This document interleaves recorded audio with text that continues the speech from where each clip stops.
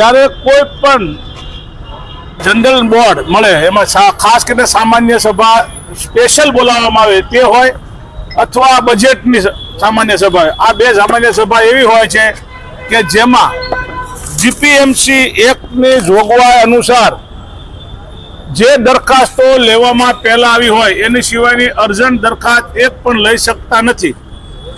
આ જીપીએમસી એક્ટની જોગવાઈ ઉપરવટ જઈ રાજકોટ મહાનગરપાલિકાના મેયર આજે જો એક પણ દરખાસ્ત લે છે તો એમની વિરુદ્ધ હું કાયદેસર કોર્ટમાં કાર્યવાહી કરવાનો છું.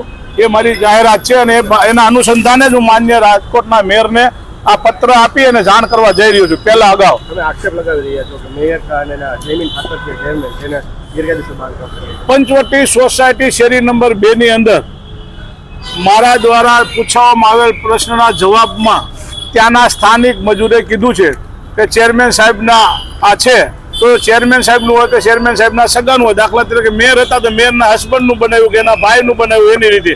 કદાચ ચેરમેન એના બેનનું ભાઈનું બનાવીનું બનાવે તો એમાં કોઈ નવા જેવી વાત નથી, પરંતુ હકીકતમાં જે થઈ રહ્યું છે ગેરકાયદેસર બાંધકામ થયું છે.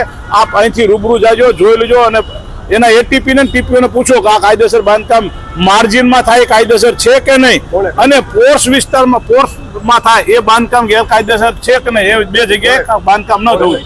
રાજકોટના કોર્પોરેશનના સ્ટેન્ડિંગ કમિટીના ચેરમેન છે એવું મને ત્યાંના એના મજૂરે કીધેલું છે.